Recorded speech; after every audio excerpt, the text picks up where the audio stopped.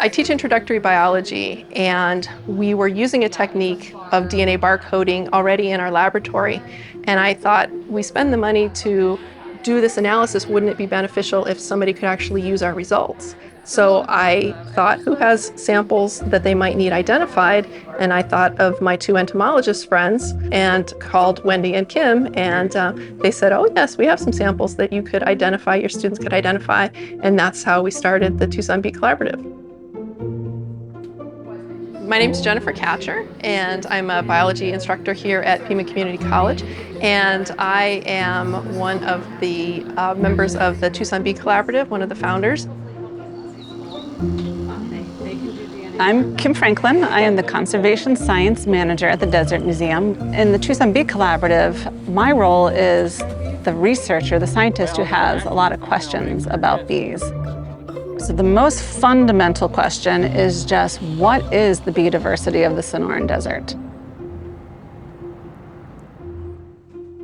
I'm Wendy Moore. I am an associate professor in the Department of Entomology and the curator of the University of Arizona's insect collection.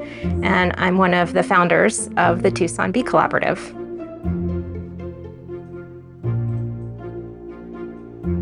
I'm Tanner Bland, graduated last semester with a BS in Ecology and Evolutionary Biology from U of A, and now I'm working for Wendy Moore at the University of Arizona Insect Collection as her laboratory coordinator.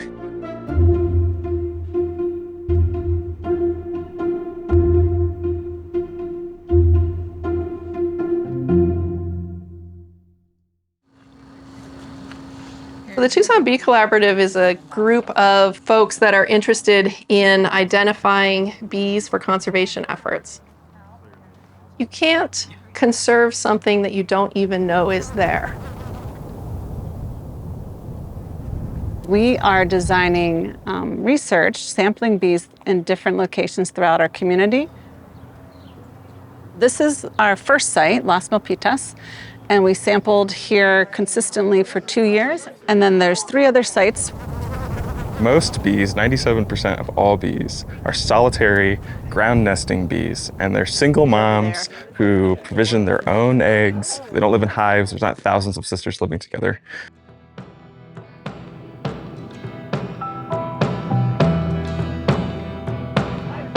I have about a dozen volunteers.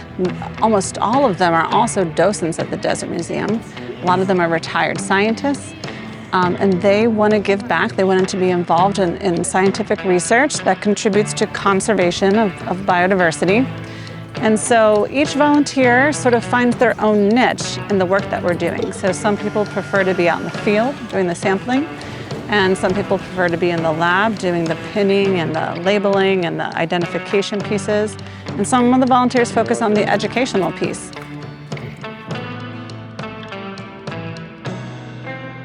Over the past 6 years, 7 years, we've collected about 30,000 bees. All of those bees have been pinned and labeled, carefully curated, and the bottleneck is being able to identify all those bees. And so the students, that's where they come in.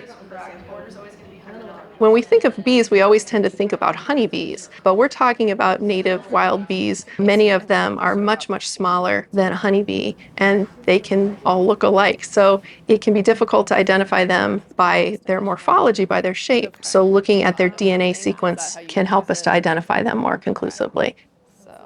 The first step is that the Desert Museum will provide us with a bee leg, which is where we extract the DNA from, and the students will grind it up with a very tiny mortar and pestle, go through some chemical steps to extract the DNA.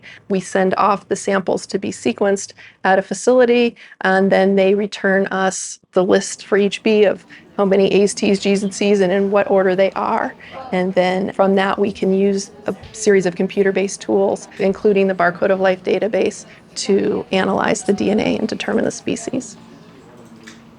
So the Barcode of Life database is an international effort to represent every species on Earth with its DNA in this database. You can really understand more about the diversity of life if you can look at the similarities and differences between the DNA sequences. Here we are at the University of Arizona's insect collection. As the curator of the insect collection, my primary goal is to acquire DNA barcodes for native bees in the Sonoran Desert region to build molecular identification resources and tools for researchers to use around the world. We've built the capacity to take pictures in high definition of specimens so that you can also see them, see their structure. Connecting those high resolution images to the DNA barcode is really where some great diagnostic tools can be built.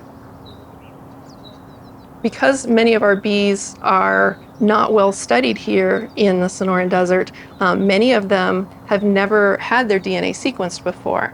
And especially when we first started this project, in many cases, my students were the first to ever publish the DNA for that particular species of bee. I was a part of this sort of foundational class, a course-based undergraduate research experience, a cure that Wendy Moore was offering. I was planning to be a botanist before that, and then once I took that class with Wendy, it kind of hooked me into these really tiny bees that live here that I'm super fascinated by.